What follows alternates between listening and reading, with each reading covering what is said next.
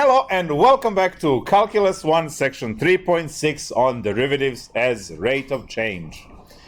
So we are going to take a look at velocity and see how these derivatives play the role in velocity in physics and why Newton is immortal, right? Why his name, even though he was not a cool guy at all, right? He was not a cool person.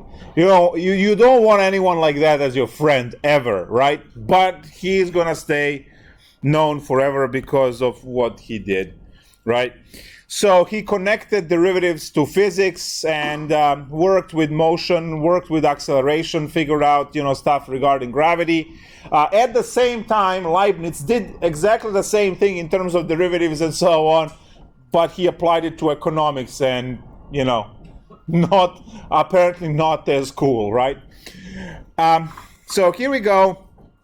We're going to start by a very simple idea, and that is that if you want to go from point A to point B, and let's say you need to cover from 0 to 10 miles, right? So you want to cover 10 miles, and let's say you covered those 10 miles in 0 to 10 minutes. So if you have this situation, you can calculate what we would call the average velocity, right? The average velocity. And for our purposes here, you can also use the word speed, because the difference between velocity and speed is velocity is a vector that has the speed and the direction, and the speed is just how fast you're going. Velocity is how fast you're going and in which direction, right? So average velocity, average speed is going to be interchangeable for us in this class, but as soon as you hit physics, you hit vectors, they're not the same concept, right? Speed is component of velocity. Anyway, so average velocity is going to be 10 minus 0 miles divided by 10 minus 0 minutes, which is going to give you, I'm just going to call this velocity average, is going to be 10 miles per 10 minutes. Now, we do not measure speeds, right, in miles per minute. So we are going to say that 1 hour has 60 minutes, and then the minute and minute will cancel, and then velocity average will simply be, as you can see, 60 miles per hour. So technically, if you're driving roughly 60 miles per hour, you are covering a mile a minute, right? You're at 60 miles per hour, you're covering a mile a minute. Now, it's really useful thing to know, obviously, because you can always approximate when you are on a highway or somewhere else, right? How long you have to drive before you get to the point you want to be at. So let's take, it's dangerous to drive 60 on 78, but let's say you do. And you want to go from, let's say, exit somewhere Clinton area, so 17, 18, 15, how about 15? Exit 15, Clinton. So exit 15, and you go to RV, which is exit 26, right? So when you take these two exits, exits follow the mile markers, so that means that the distance between these two is 11 miles, right? So if you have 11 miles of the distance, now when you take 11 miles the distance and you cover this in 11 minutes, that means you drove 60 miles per hour on average. There are no traffic lights, there are no stop signs right along the way, it's a highway. So you could put your car on, it's not advisable, but you could put your car on 60 cruise control, and you will see that it will take exactly 11 minutes to go between the two exits, because you are covering 1 mile per minute. So if you you can use this now to approximate. Obviously, if you are driving in a neighborhood that it's 30 miles per hour, then that just doubles the time because you have half of the speed. So that should all be common sense. For 45, you're talking about the 3/4 and so on. So there are ways for you to actually entertain your brain as you're driving around, seeing what time you're going to reach to your destination. If you know, especially in your highway, you know which exit you're getting off, which exit you're at that point in time. So you can do the subtraction and kind of approximate at what point you get to reach your destination. Now, this is all average speed, right? When we talk about average, we talked about in the first lecture that the average is that slope of the secant line, and you use algebra to compute the average. So, as you can see over here, we simply divided the y values, which were the distances, by time, and when you divide those two, you get the average velocity. Now, average velocity means that, well, what it doesn't mean is that you are always driving 60, because remember, there is a point where you actually get into the car, right? And hopefully it's parked at that point, right? It's not passing by at 60 and you're just like, meeting its speed and getting in. Or rolling stop and the car continues 60 on the parking lot here. So there is there is that small period of time when you are actually not moving at all, and then you're driving, and to have the average, obviously you have to go above 60. So you'll be below 60, above 60, below and above, and then it kind of averages out to 60. So all of this is what we call the average. Right, and if you are doing the average calculation, actually I should do this, let me do this in red. So if you're doing average calculation of any kind, you will always have f of x2 minus f of x1 divided by x2 minus x1. This is your average formula, is just the slope formula y2 minus y1 divided by x2 minus x1. Just basic slope formula. Nothing special. What we care about in calculus is actually what we call instantaneous speed. Now, that's the one that keeps adjusting on your speedometer as soon as you touch either gas or brake. So that's the one that we care about in this class. Because the average one, well, you learn that all the way in your algebra class, not a big deal. As you can see, you can calculate your average speed, and that's that, right? But the instantaneous speed is the one that you worry about, right? Driving down the road, look in the rearview mirror, there's a cop behind, right? You immediately feel safe and secure. Why is that funny? It's not in this country. What? Serve and protect, man. What the hell? They serve and protect Terrible. the shit out of you. You're terrible. Some of you might look at the speedometer at that point in time and pick up the speed at which you were going to see if you're going to get pulled over or not, right? Because if you go, you can get pulled over for one over the speed limit. That's within the realm of the law.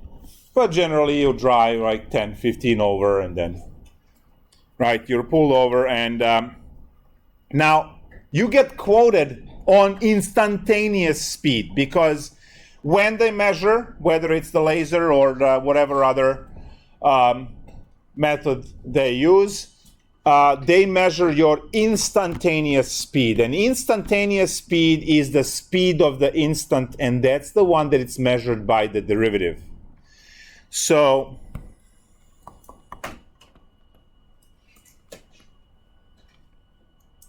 instantaneous speed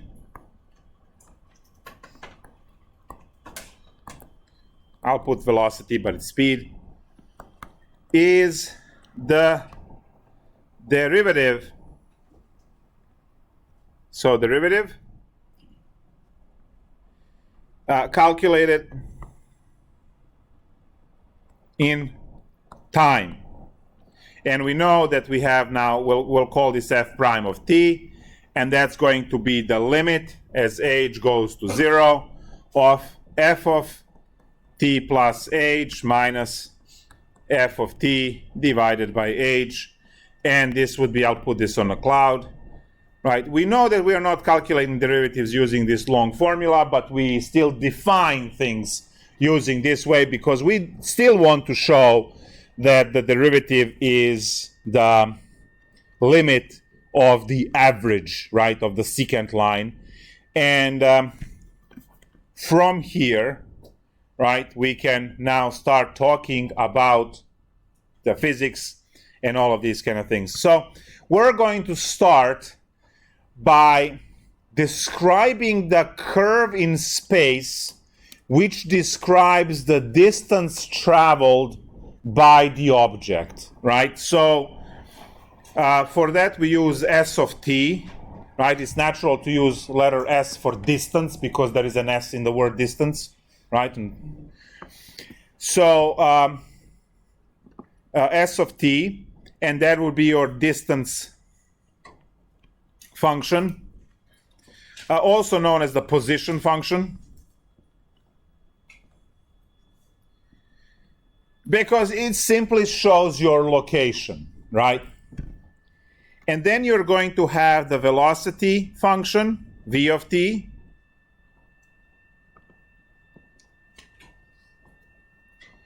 and finally a of t, acceleration function.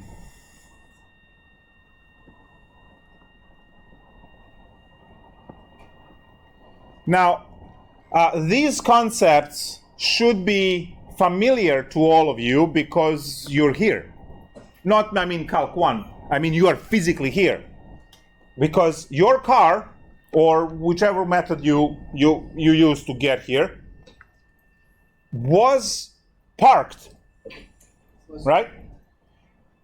You had to push the gas pedal to change.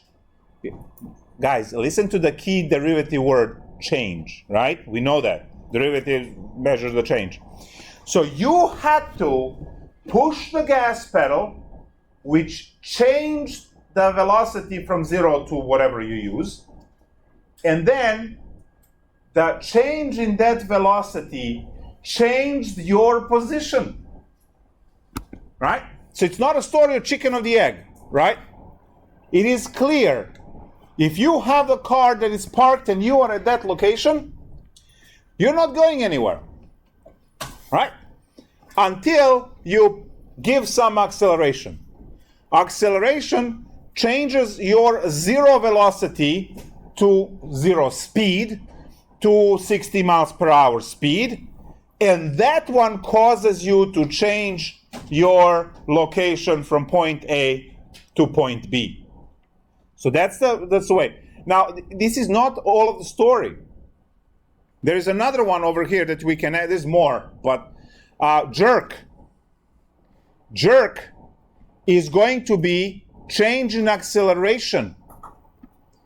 What happens if you touch any of the two acceleration pedals, whether it's brakes, right, which is deceleration, that's just negative A, or gas, which is positive acceleration?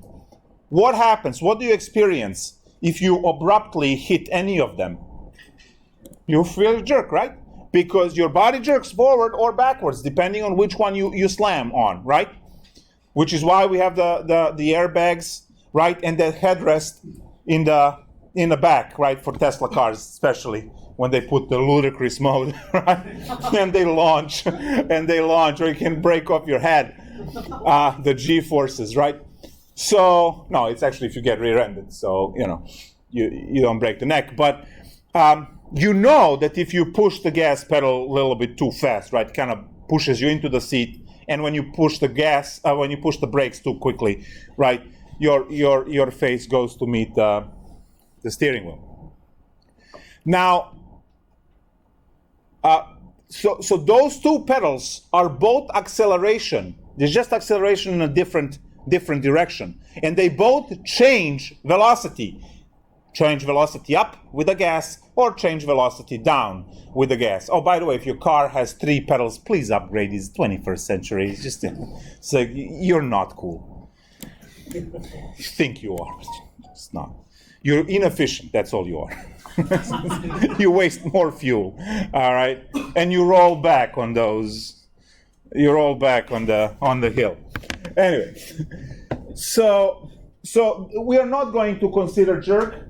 We're just going to use these 3. The book doesn't talk about jerk either, but you should know at least that it exists. You can go in physics class and be smart pants over there. Now, ready for the experiment? Everyone? Yeah. Behold the marker. I'm professional, you don't have to worry. It's also marked 16 grams. It's not gonna do damage, but I'm still professional, so. We all see it over here, the blue one? Yeah. All right, experiment, go. Right? That was amazing. Look like this. Whee! So, negative x squared, yes. So we're going to stuff this into the time, and I'm going to write the formula which you were forced to memorize in physics, but actually by the end of Calculus 1, we are going to learn how to figure this formula out, and then in Calc 2, and then in differential equations as well. So you'll learn 3 times in math. Your acceleration function of t is negative 1/2 gt squared plus v0t plus y0, which is the, oh no. Guys, this is not the acceleration, this is a position function. Holy nightmare, S of t. S of t. So, do we all see the downward opening parabola? We do, right? And we saw the experiment, because it's all the way there. I don't want to do it again. Actually, no, I can't. Here, one more. Ready? Whee! So, we have the position function. So, you tell me, no, sorry, I ask you, what is the position after 1 second of whee, right? And you go, it was here, because you can compute it because you have the numbers. You know that the gravity is going to be 9.81 if you're dealing with metric, or 32.2 if you're going to use imperial units. V0 is initial velocity. There is a difference of the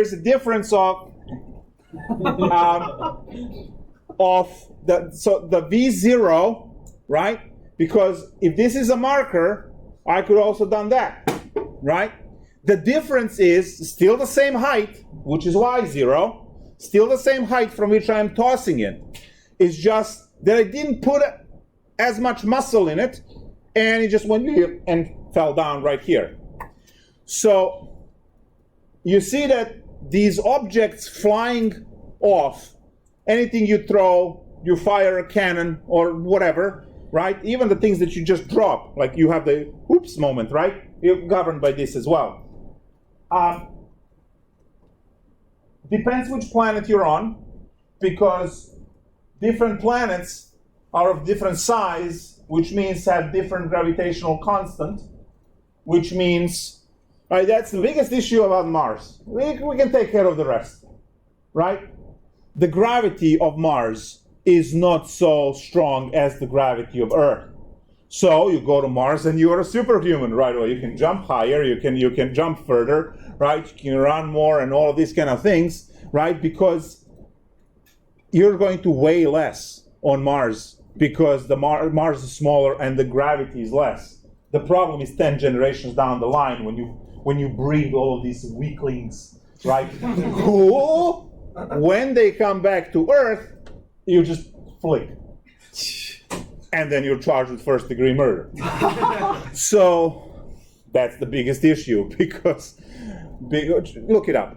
So gravity plays the role. Obviously, it's in the first term, and then initial velocity of how strong, and again the difference between the oops moment and listen to me moment is that v0, right? Because when you drop something, there is no initial velocity, right? Because it starts from the rest, and I just let it go. There is no initial velocity added to it, right, to propel it to go faster, which is why, right, when you drop something, try not to make it worse. Right, you'll catch it with your leg because you won't catch it with your leg, right?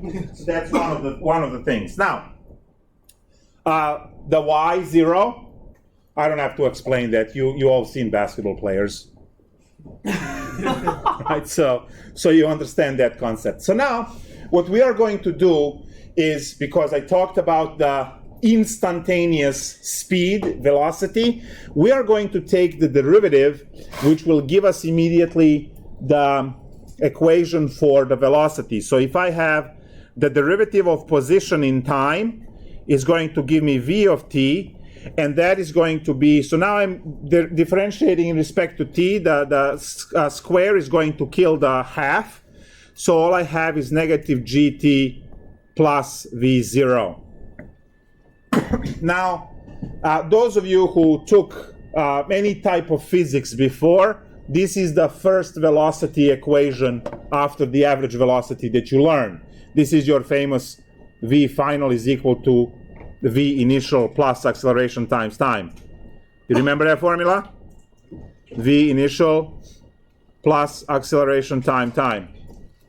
That's that formula from physics. Some of you might have learned it as Vf minus Vi equals acceleration times time. This is the formula which computes the velocity in time, and you can, again, it depends on the gravity, right, which planet you're on, and it depends on initial velocity, whether you dropped something or you slammed something or you fired something, right? There's going to be that initial velocity. And the final stage here, even though we know there's more, right, is going to be to calculate the derivative of velocity in respect to time, which will give us the acceleration. And in this case, of the free fall, we are only going to have the acceleration negative g. So that is where Newton becomes immortal, right? Because he was the first one to understand that the change in position gives the velocity, the change in velocity gives the acceleration, and then the acceleration of the planet, right, due to gravity, acceleration on the planet due to gravity is what makes things fall. Well, actually, we perceive it as a fall. It's not a fall. Anytime you drop an object, the object and the planet will move. Now, when you drop an apple, the planet is just a bit bigger than the apple, so you do not see the fraction of the fraction of the fraction of the fraction of the inch that the planet moves up. Acceleration is the second derivative of the position. That's also another cool thing to realize right away. Equal to 3 cosine of 4t. What am I talking about? What kind of particle am I talking about in this case? What? Bouncing ball. Something continuous. Something continuous? Great. So you guys are right on the ball, all of you. So what we are talking about is a cosine function graph, and it's going to go like this. It will never stop. It will never change. And now you have a particle, and this is happening in time. You have a particle. Can this be a wave with a ship on the top of the wave? Yes. Can this be a particle of light? particle of sound, particle that travels through the, right, when there is an earthquake, because earthquake creates those, right? When you toss a pebble or a stone or a person into the lake, right, they create those concentric circles, right? So those are also the waves. So whatever particle you pick up, you have the distance s that you can calculate, or how far that object is from where you started. And now, to calculate the velocity, you just start taking the derivative, right?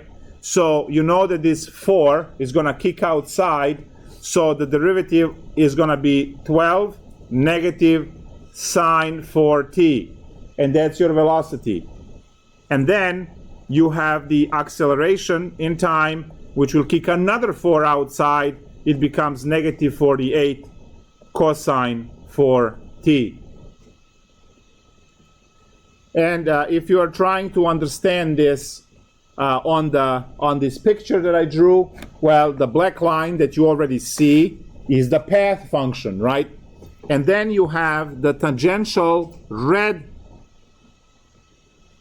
vector, which would be the vector v, and that's the velocity. You know, when the car loses control on the curve, it loses control and it shoots off tangentially, because that's the way the velocity goes. You're not going to lose control and go that way, or backwards or anything, right? So the tangential velocity, well, tangential velocity to the curve at which, so let me kill this arrow here. I'm going to draw another curve, which is the curve that your car follows. Or let's not make it grim. Let's not say it's not your car. It's someone you don't like. All right. So now here is the tangential velocity v if the tires lose the grip with the pavement, which is friction. You want those rubbery tires, right, to have a good grip with the pavement. If it's too much rubber, they're going to wear off too quickly. It's too much plastic, they're not going to grip very well. So you got to have it just perfect. Right, which is where the companies come in that make tires. And your acceleration for these curves is always going to be the inward acceleration, because it's 90 degrees to the, so they point towards the center of the curvature. So now over here, I'm going to have my acceleration point inward, like that, and velocity point this way, and you have the black line, which is the path function. In this case down there, the blue line was the path, and then another blue line. It's terrible. I'm going to change this blue line here into the black line to match the picture above. But then I have to change the velocity up there. Oh, I can't do this. Whatever. Anyway, so when you have the path function given to you, the position function given to you, then you can simply differentiate and come up with these things. So now I can ask a question: what are the velocity at pi over 12? Velocity at pi over 12, let's say, and acceleration at pi over 12. And all you need to do, guys, is to plug it in and compute. So velocity at pi over 12 will be negative 12 sine 4 times pi over 12, and that's negative 12 sine of pi over 3. What is the sine of pi over 3? Very good. So that's going to be negative 6 root 3. Now you're going to go, why negative? It's going backwards. That's why. That's all the negative does. And then you have your acceleration, which would be negative 48 of the cosine of 4 times pi over 12, which would be negative 48. Cosine of pi over 3, which is very good, and that is negative 24. If the values were given in meters and seconds, then it's meter per second. If the values are given in feet and seconds, it's feet per second. If it's miles per hour, it's, it's going to be something.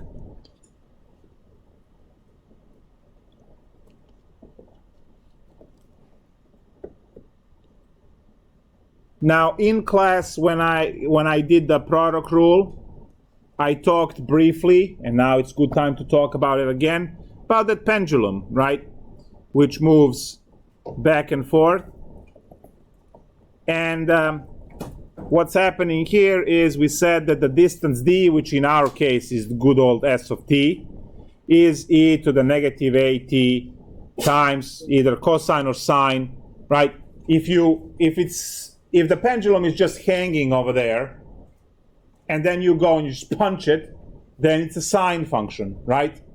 But if you pick it up and let go, it's a cosine function. So whether you're going to put the sine or a cosine depends on which way you're going to annoy the pendulum. If you don't do anything to it, then we don't calculate anything because there's no motion, and then there's no calculus. If there is no motion, if there's no change, there is no derivative, there's no calculus. That should be clear. So if the pendulum is just hanging there, there is no calculus of that pendulum. It has to be moving, right, in order for us to develop this. So let's go with the cosine omega t, right? So now I'll write over here product rule,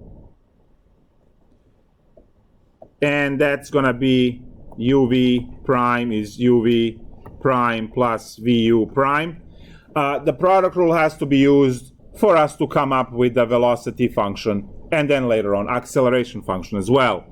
So velocity function in terms of time will be copy the first, e to the negative at times the derivative of the second, and that's going to be negative omega sine omega t, plus copy the second, which is cosine omega no copying t, and then you have times negative a e to the negative at. So now you can factor this. The common terms over here are negative e to the negative at, and in parentheses you have omega sine omega t plus a cosine omega t. So that would be the velocity, and we use the product rule. Now, a is going to be a number, say 2, and omega is going to be a number, 5, whatever, and then you will have numbers everywhere. So we can do this in general terms with parameters, or we can do it, Anyway, so now for acceleration, I have another product rule to deal with. So acceleration is going to be copy the first, which is negative e to the negative at, and then derivative of the second. Now, guys, omega is a number, so that these are not product rules. They're just basic derivatives. So the derivative of sine is cosine. It will kick another omega out, so we have omega squared cosine omega t, and then the derivative of cosine is negative sine, so this is going to be now negative a omega, because when you take the derivative, omega gets kicked out, of sine omega t, plus copy the second, which is omega sine omega t plus a cosine omega t times the derivative of the first, which will be a e to the negative at. You have a negative a that kills the negative in front, so now you just have positive a there. And this is your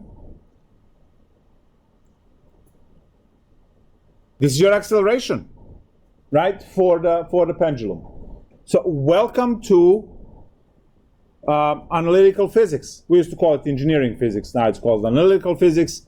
So when you have a physics course, like our physics 1, 2, and 3, when you have a physics course that depends on calculus, this is what happens. And you are going to learn this. You are going to learn how to derive these formulas and things in differential equations. In physics, you just get to use them, right? They're going to come up with this cute scenario, right? And you get to just, get these formulas, right? And just write it down, and that's it.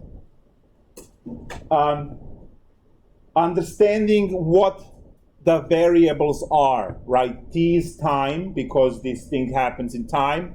This constant A will govern on how fast this pendulum is going to stop, right? The more the gravity, the denser the air, and a whole bunch of things.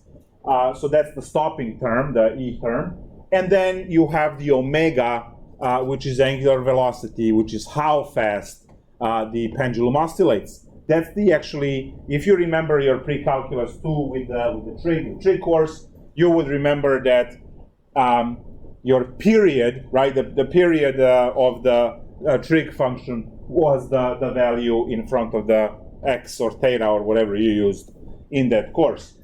And that will tell you the period of the pendulum, which is how fast the pendulum goes back and forth. You can, kick it to go faster or go slower, and that will be it. So this is what we have regarding motion, right? You have the position function in time. You differentiate, you get the velocity function in time, and then acceleration function is another derivative. One thing that I forgot to mention, well, we can jump back to it right now, is the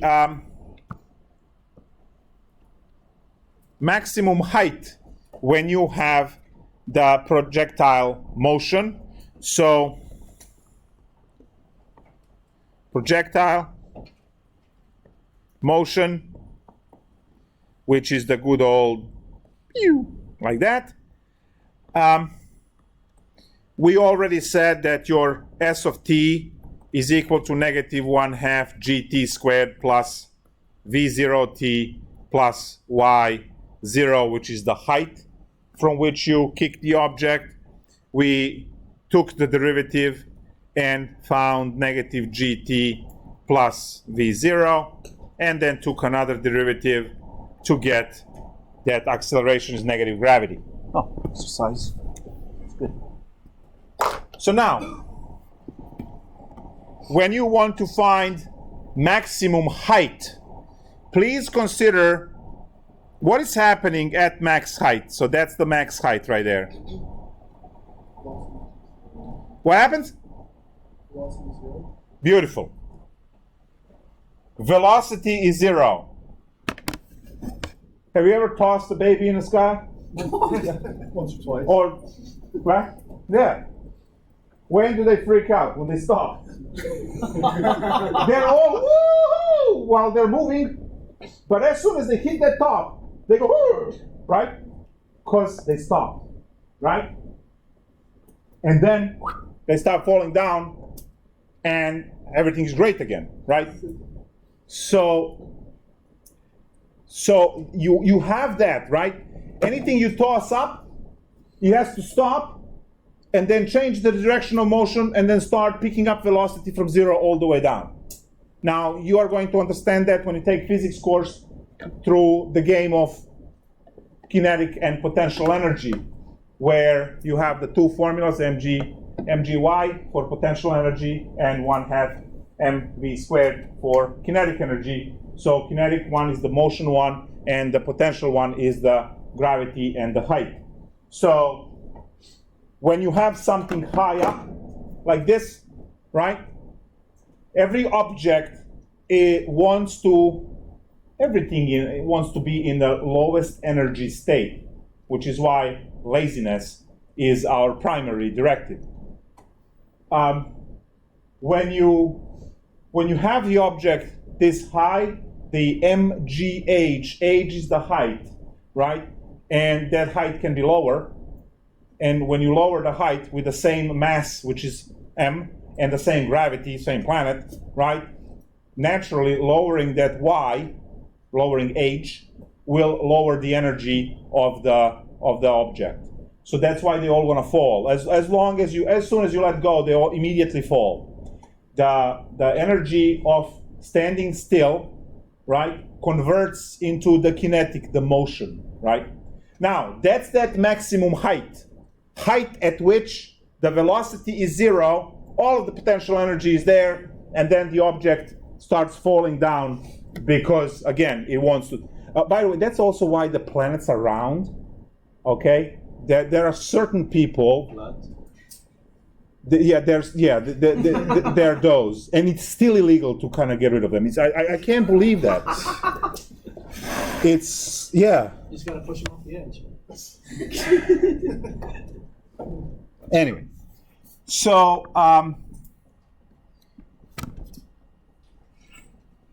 every particle of the planet is trying to be as close to the center of the Earth as possible, because that puts it in the minimum energy state, which is why it arranges itself as a ball. That's why the planet is a ball, because everything. And then, yeah, it gets squished a little bit because of magnetic and other stuff, but it's a ball. Flat ball. So now, when you shoot something up, it goes up, stops, and comes down. So what we have is, for this equation, at max height, velocity is equal to 0. We can calculate time t for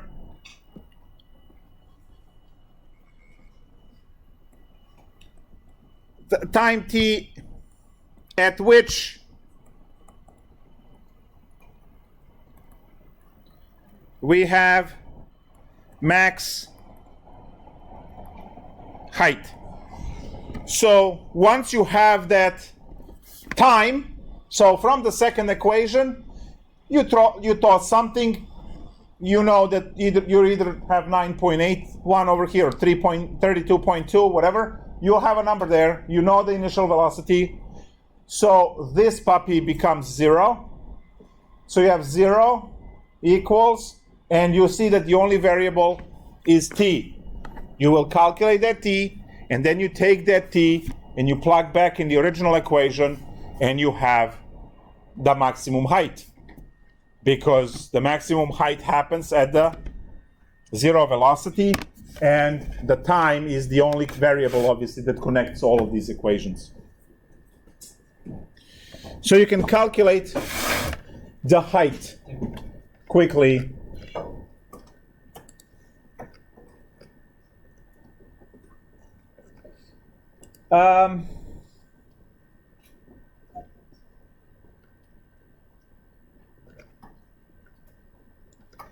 There are other things that are more specific. We don't have to worry about those. Here's motion. Okay.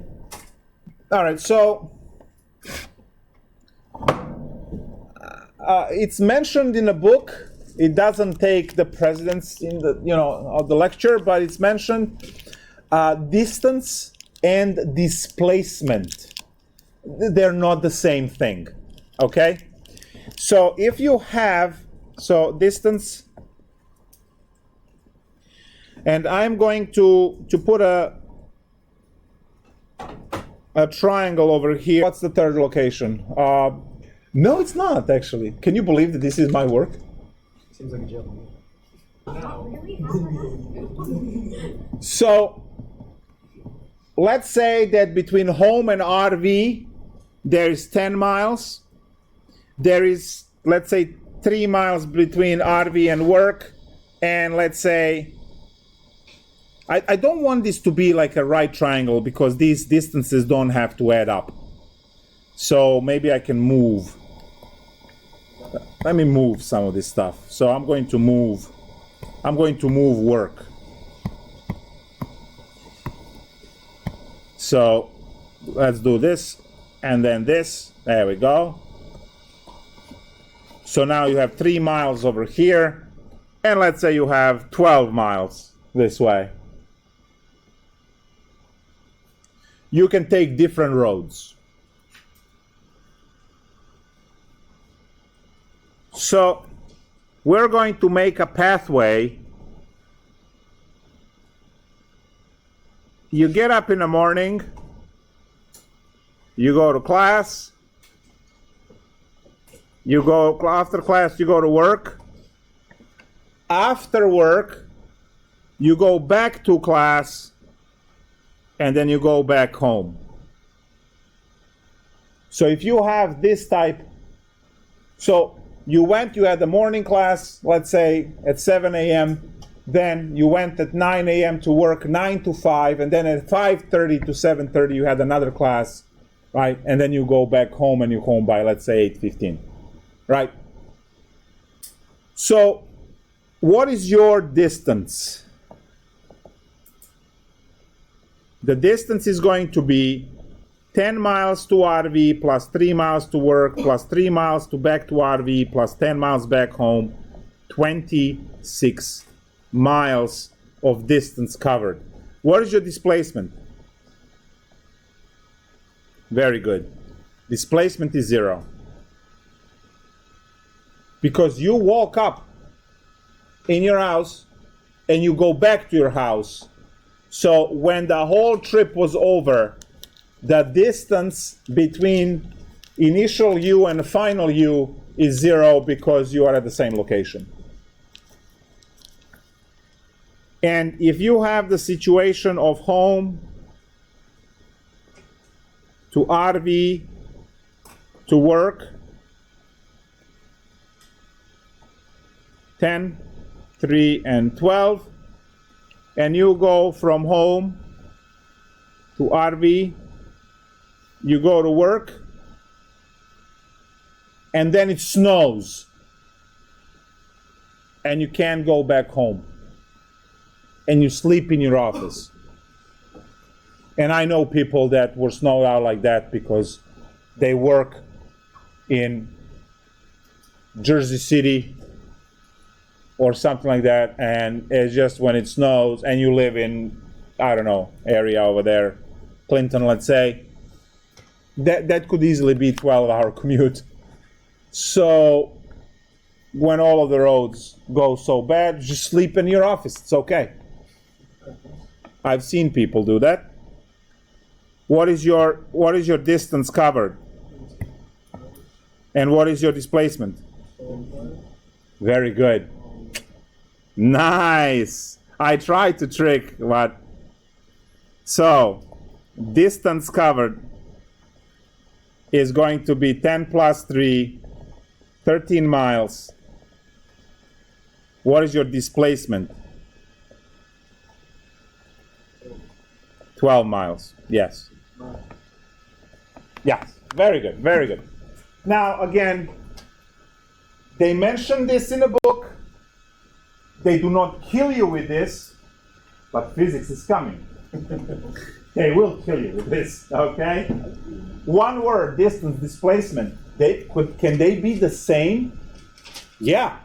If you went from home to work and got stuck there and had to sleep, your distance is 12, your displacement is 12. All right? So you had to make the extra stop for a class in the morning, so that's why they're not the same, because 10 plus 3 rather than, right, 12. But if you just went directly to work and you got snowed out and you stay and slept there, then yes, your displacement and the distance in that case are the same. So these are the things that you have to be careful about. You're all familiar with the saying that 95, 99% of the businesses fail, right? Why? Because basic math, that's why. Right? Most of them can't do basic arithmetic, can do basic cost analysis, can do, figure out the profit, or they start spending stuff immediately as the money starts going in, right? And you have to expand because you have to stay competitive. It is extremely important it goes under. This is where the profits are insanely important. So now, what deters to there, right, is cost. Cost is something that you have to have if you're running business because you have to get tools, you have to get factory or facilities, you have to get people with salaries, right? Once you start working for a company, you're a cost because that company has to generate your salary to pay you, right? And it's very interesting, right, to see that dynamic and, to study business and economics, right, to study which way those, that impacts.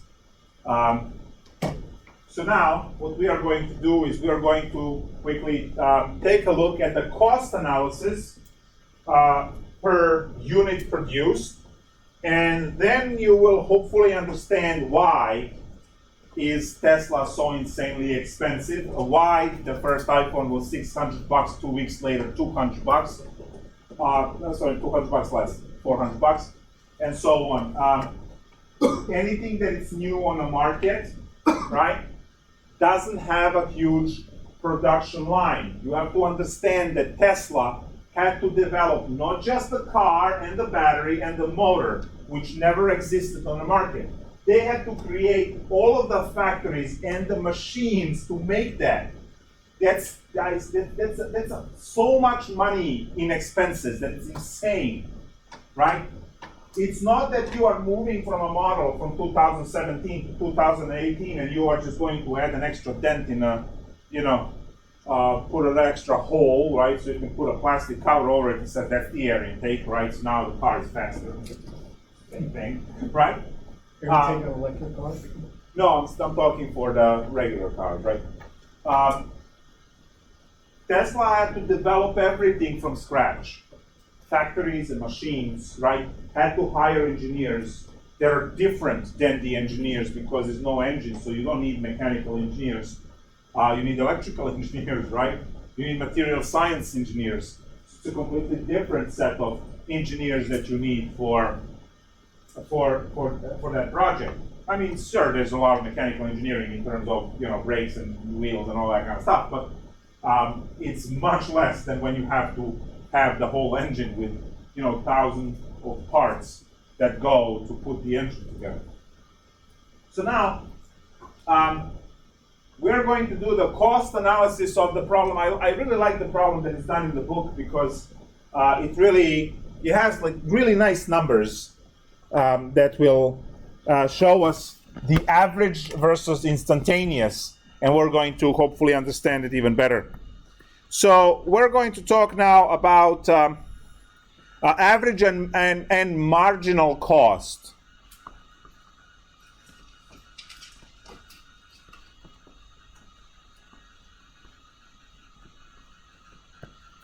Marginal as in derivative.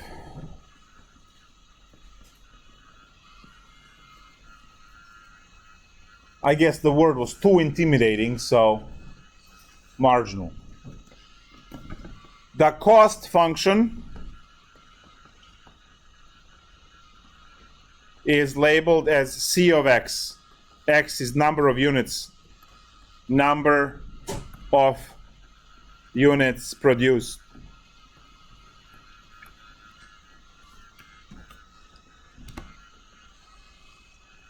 Tesla is still trying to catch up on the Model 3 production. It's not easy. They're expanding every week. They still can't meet the demand for Model 3, right? That X are actually units of the car. How many did you make this week? 1,000? Okay, that's 1,000 cars made this week. Then you have the C bar, which is the cost function divided by the number of units, and that's your average cost. So C bar is the average cost when you have the cost function and then you divide that by the number of units you made. Well, that makes sense, because if I produced 1,000 cars, then, and I know what the cost is because I calculated in all the material, all of the labor, all of the, brain to put it together, right? All of the electricity that went into making it and so on, I have the cost. And then I said, okay, I made 1,000, so just divide, simple division. And we say per car, this is how much we spent on average. And then you have the C prime, right? The derivative of the cost function in respect to number of units. And that's going to be called marginal cost. And I'm going to write this in blood. Cost per unit. This is the one you have to understand. This is your calculus. What you are going to do is you are going to go into the production, and you are going to point your finger at a car. And you are going to ask, how much does it cost to make this one unit? And what you are going to see now is that the more the production you have, the less the cost. That's going to be seen in this calculation. So now we're going to take an arbitrary function, which is the cost function. So this is just an example. The cost function C of x is given as negative 0.02x squared plus 50x plus 100 for the first 1,000 units produced. If you want to think of Tesla production, go for it. So I have a cost function. How do you develop that? That's what mathematicians do. So if you are a math major, your job is to come up with this equation, and you develop it from data, right? So you have the data, and then you keep figuring out, because you're going to make 1,000. This is how much raw material, it's going to how much. Because you have the variable cost, you have the fixed cost. The fixed cost is the machine. Got to put in $1 million machine. It's going to work through something, right? Then your variable cost, which is, all of the raw materials that are coming in, and right, which is per unit, right? The labor, workers are also variable cost if you're a business owner, because if you hire twice as many workers, you're going to have twice as many costs. You still have $1 million machine, one of those, right? So that's a fixed cost. So you, as a mathematician, your job is to come up with this equation, right? Using cost analysis. Now, what we are going to do is we're going to analyze that cost with the average cost and this cost. So first, we're going to see cost for 100 and then 900 units produced. Okay, cool. So first off, I have to calculate my average cost. Average cost is when I take the cost divide by x. So that's going to be negative 0.02x plus 50 plus 100 over x. And that is my cost. Average cost. Marginal cost C prime is negative 0.04x plus 50. When you take the derivative of the cost function, right, the square multiplies the decimal, and then you have the plus 50, and the derivative of 100, which is the derivative of the constant, is 0. So there are your equations, and now we want to see what is happening if x is equal to 100. So we calculate the average cost to make 100 cars. You plug in 100, so negative 0.02 times 100 plus 50 plus 100 over 100, and that's going to be negative 2 plus 50 plus 1, and we get $49 each. That's your average. Obviously, these are not cars because you ain't gonna get a $49 car, but can it be 49,000? Why not?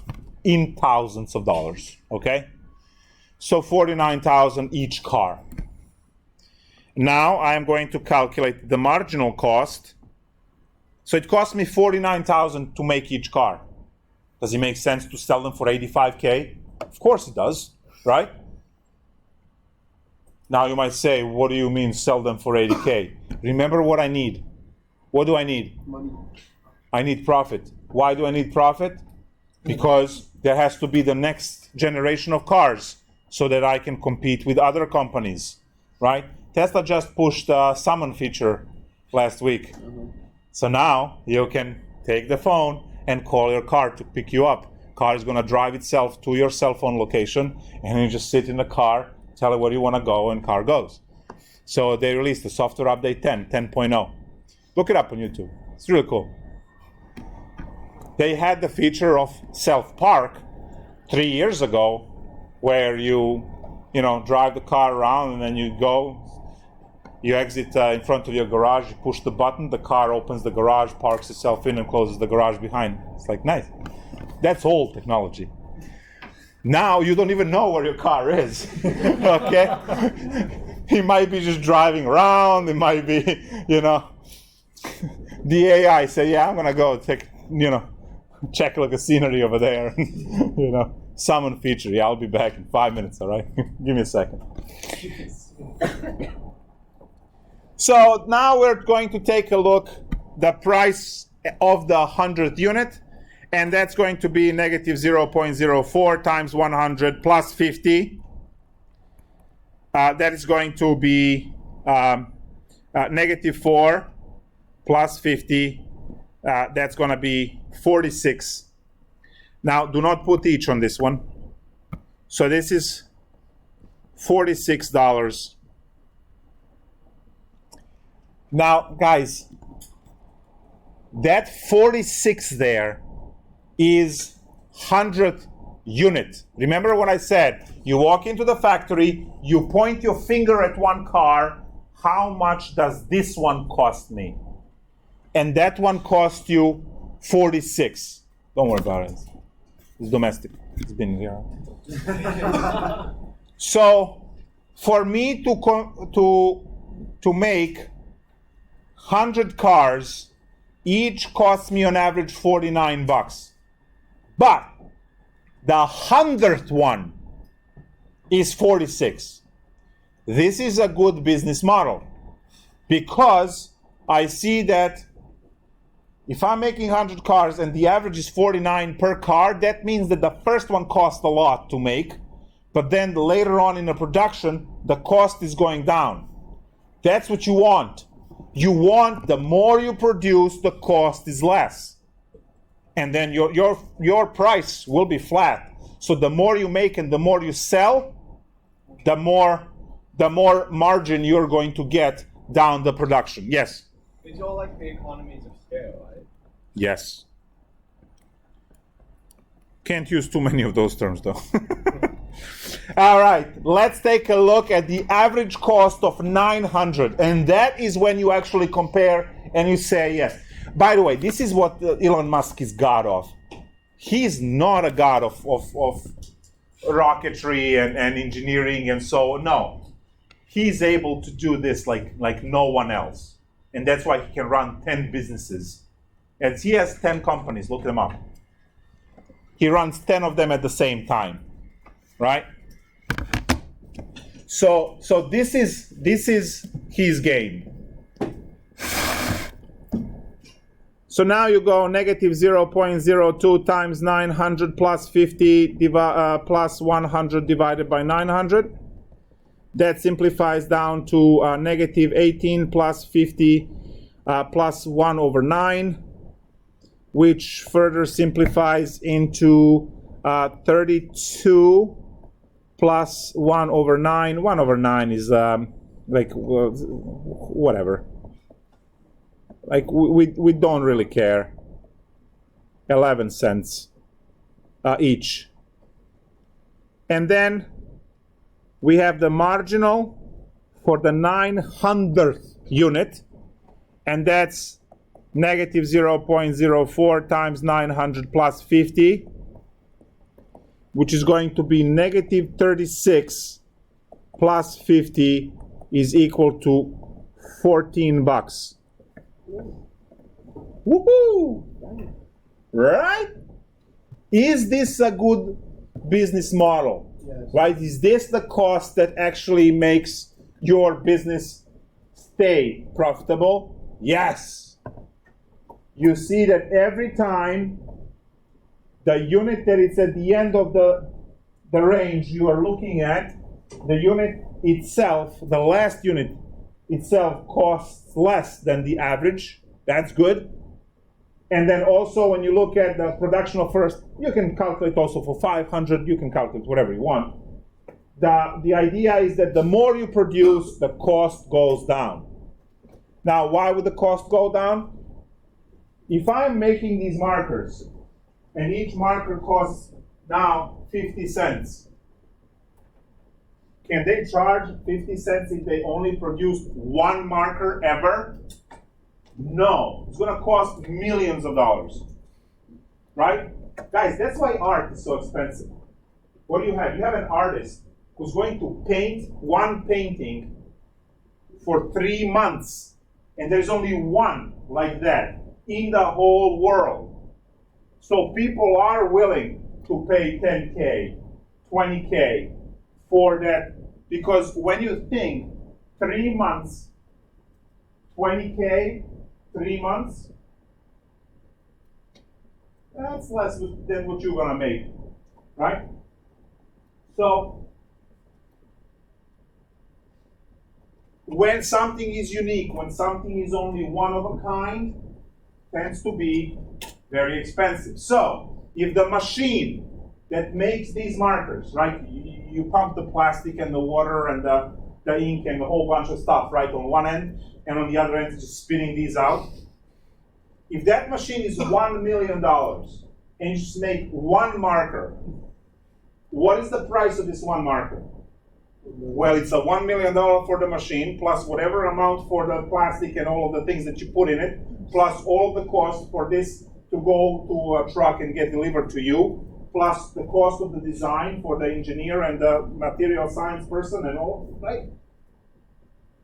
A little extra for profit. A little extra for profit, exactly, right? It's gonna be $1.2 million for this one, right? Just one thing, right? But what do? They push thousands of these per hour. They just go, right? And when you push thousands of these per hour, you take that, well, $1.2 million, divide that by 10,000, by 100,000, by 500,000, by 1,000,000, right? And when you divide $1 million cost by $1 million production, so $1 you charge $2, right? And so on to be profitable. So that's how you use derivatives. So we used average, which is algebra, and we used the derivative, which is instantaneous, and we looked at the production, and we said, that's great, perfect, right? Make 100 units, cost me $49 per unit. Make 900 units, it costs me $32 per unit. So that's perfect. $17 difference, and it's going down. And how I know it's going down? Well, look at this one, right? The 900th unit. So this is, let me just put it this way, the unit. Right? It's the unit. The upper 900 is actually 900 units, all mushed together into this one average price. So this one is the unit. Single unit, unit 900, you pick up from the production line and you say, this is the unit number 900, and it costs me $14 to make this one unit, right? And you can calculate this for every single one. So now I hope you understood the derivative and what it does and how it's different than the average. To go back to velocity, your average speed, your average velocity is taking all of the speeds you had along the way and mushes them all into this single flat velocity, which is the average one. Your car starts at 0 speed, When you get here, you park, it's a 0 speed. Maybe you stopped at a stop sign or two. Traffic light if it was red, right? The deer, right? My guys, a lot of stops, right? So you go below the speed limit, above the speed limit, right? And all of that kind of stuff. It averages, right? It averages. Instantaneous speed is the one that you read the instant on the speedometer. That's the one you're ticketed for if it's too high for the particular region of the road, right, to drive in. So you are always ticketed for the instantaneous speed, which can be instantly changed by pushing the gas or pushing the brake. Both gas and the brake are acceleration. One accelerates, the other one decelerates. So they both change the speed. One changes speed up and the other one changes speed down. Therefore, acceleration is the derivative of velocity because velocity is changed by acceleration. And then velocity is the change of position, which is why if you are moving, you are changing the position. And then you have the cost analysis. There are other examples.